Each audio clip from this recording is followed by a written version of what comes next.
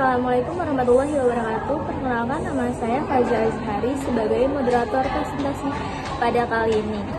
Di sini kelompok saya akan menjelaskan tentang Communication Theory Media Technology and Society. Di sini saya bersama dua rekan saya yang bernama Naila Fatin dan Anindya Putri. Di sini saya akan menjelaskan tentang pendahuluan era media kedua. Nah, pertama ada komunikasi dalam budaya cyber. Apa sih itu? Nah, komunikasi dalam cyber culture mencakup interaksi yang terjadi dalam konteks perkotaan yang dibentuk oleh teknologi.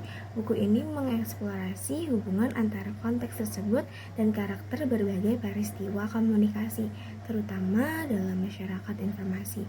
Dengan munculnya teknologi interaktif seperti internet, komunikasi telah mengalami transformasi signifikan, menandai era media kedua yang berfokus pada media interaktif daripada bentuk siaran tradisional. Konsekuensi dari era ini meliputi dampak praktis terhadap integrasi sosial dan revisi teoritis terhadap pentingnya media siaran dalam studi media. Oke, yang selanjutnya ada perspektif linguistik terhadap media. Pengaruh studi budaya telah mengarahkan tradisi studi media di Eropa untuk lebih fokus pada konten dan representasi alih-alih bentuk atau medium. Analisis konten media seringkali menggunakan perspektif bahasa, termasuk ideologi Marxis dan semiotika, untuk memahami bagaimana media mempengaruhi nilai budaya. Sejak tahun 1990-an, dengan pertumbuhan internet, analisis struktur komunikasi medium menjadi penting, menandakan perlunya pemahaman yang lebih dalam tentang interaksi antara medium dan komunikasi. Hal ini membawa kembali perhatian kepada teori awal seperti MC Luhan dan membedakan kembali peran medium dalam komunikasi modern. Lalu selanjutnya ada berlebihan dalam perspektif linguistik terhadap media. Nah, apa sih itu?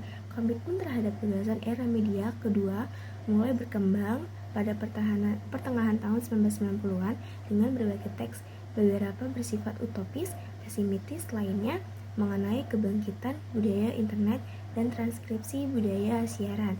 Literatur ini seperti buku Marx Poster yang berjudul tentang The Second Media Age yang diterbitkan pada tahun 1995 menunjukkan ketertarikan pada kemungkinan sosial yang dibawa oleh teknologi baru atau mendorong kita untuk memikirkan kembali arti teknologi lama dalam proses sosial.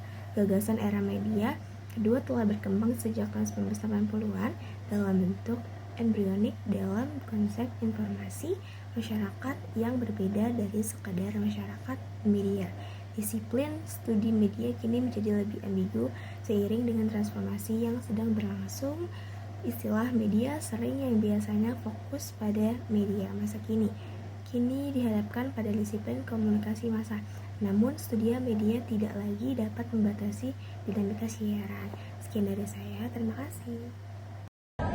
Teori media penyiaran. Memahami siaran dan jaringan sebagai arsitektur komunikatif yang berbeda juga memerlukan perbedaan yang mendasar, seperti jenis efek komunikasi yang internal di dalamnya, seperti perbedaan antara komunikasi transmisi versus ritual. Cara media penyiaran mampu menyusun kembali hubungan sosial ini menyediakan beberapa alat konseptual awal untuk ini, bahkan jika hal ini tidak memadai menurut standar saat ini. Media sebagai alat ideologi.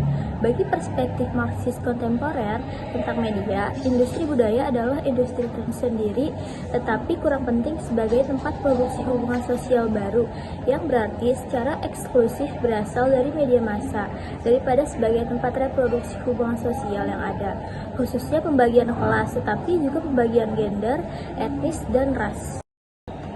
Ideologi sebagai struktur penyiaran Althusser. Pandangan Althusser tentang ideologi hampir merupakan pembalikan dari pandangan humanis konvensional. Bagi Althusser, tidak ada yang namanya diberikan individu dengan pengalaman nyata. Sebaliknya, gagasan individualitas itu sendiri diciptakan dalam proses komunikasi itu sendiri. Di sini ada 3 jenis wacana. Yang pertama, wacana masyarakat, kedua, wacana sistem, ketiga, wacana mereka. Wacana masyarakat biasa hanya dalam budaya media yang didominasi oleh tontonan. Hal ini memungkinkan untuk berbicara tentang orang-orang biasa. Wacana sistem, dalam wacana ini anonimitas ditolak demi kritik refleksif dominasi abstrak. Wacana mereka sedang membangun jalan bebas hambatan baru. Mereka telah menemukan obatnya kanker. Mereka membuka pusat perbelanjaan baru. Kebangkitan media massa adalah kebangkitan mereka. Siapakah sebenarnya mereka? Kenyataannya bahwa massa yang dibentuk oleh media penyiaran tidak dapat ditentukan sebagaimana sejauh menyangkut pesan tertentu menyiratkan bahwa individu yang menjadi bagian dari massa. Misalnya, teori masyarakat massa terkadang dituduh menyeragamkan bentuk-bentuk media itu sendiri. Seperti yang dikemukakan John Hartley, sulit untuk mencakup keragaman dari apa yang dimaksud dengan media cetak, sinema, radio, dan televisi dalam satu definisi. Di sini saya akan membahas tentang teori penelitian tentang masyarakat cyber atau dunia maya. Pemahaman dan pemberitahuan tentang internet sebagai universalis telah tersebar luas. Tingkat pertumbuhan yang terkoneksi ke jaringan bertumbuh sangat pesat. Kenyataan bahwa dunia maya sering disamakan dengan internet memungkiri kenyataan bahwa sudah ada jaringan-jaringan lain sebelum adanya internet yang memenuhi syarat sebagai dunia maya. Menurut pembaca Stratton, perkembangan telekomunikasi global dan dunia maya saling terkait erat. Menurut teorinya, internet sebagai emansipasi dari media penyiaran sangat menawarkan sebuah media jaringan yang tak tertandingi dalam hal potensi dan cangkupannya. Internet dianggap bahwa internet dan teknologi interaktif secara umum telah menanamkan diri secara substansial dalam kehidupan masyarakat, sehingga dianggap telah mengambil alih kekuatan media penyiaran. Dalam era ini, dunia maya juga sudah disebut sebagai ruang publik baru dalam pandangan Hartley. Media menyediakan ruang spekuler yang meskipun tidak memiliki kemungkinan untuk berinteraksi langsung, tetapi dapat memungkinkan pesertanya untuk mengekspresikan opini publik melalui tindakan dengan mengkonsumsi media serta untuk berhubungan dengan budaya umum. Dalam hal ini, Habermas mendefinisikan dunia maya sebagai ruang publik baru yang domain percakapannya tidak dipaksakan dan diarahkan secara eksklusif untuk menuju kesepakatan dengan cepat. Lalu di sini saya akan membahas hubungan antara siaran dan komunikasi jaringan. Yang pertama dalam era media pertama dan kedua saling membangun. Dalam model historis, media penyiaran dicirikan oleh komunikasi yang satu arah. Biasanya, ini memerlukan pengirim pesan yang mengirimkan informasi ke massa atau audiens yang tidak ditentukan. Tanpa audiens tersebut, memiliki akses untuk juga mentransmisikan informasi setidaknya tidak sejauh yang dilakukan oleh sang penyiar. Media komunikasi pasca penyiaran di sisi lain dikatakan menyediakan interaksi dua arah dan pemulihan kekhususan kedua lawan bicara. Lalu yang kedua ada komunikasi dan urbanisasi. Dalam pembahasan pada hal ini, pengamatan dari para ahli sangatlah penting. Adorno dan Horkheimer merupakan orang-orang pertama yang memberikan deskripsi mendalam tentang dampak media ini dalam pembahasan mereka tentang industri budaya. Bagi mereka, industri budaya menggerogoti jaringan horizontal asosiasi yang membentuk pembentukan diri perkotaan.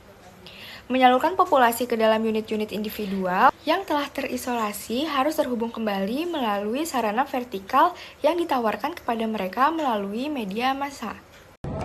Interaksi versus integrasi. Perbedaan sosiologis yang penting antara interaksi dan integrasi adalah dalam media informasi terdapat integrasi, di mana interaksi tidak selalu mengandalkan keterlibatan timbal balik dari perilaku sosial. Yang pertama itu ada pandangan transmisi versus ritual komunikasi. Yang kedua ada komunikasiologosentris. Yang ketiga metafisika tanda, dan yang keempat adalah jenis interaksi. Sekian presentasi dari kelompok kami. Kurang lebihnya mohon maaf. Wassalamualaikum warahmatullahi wabarakatuh.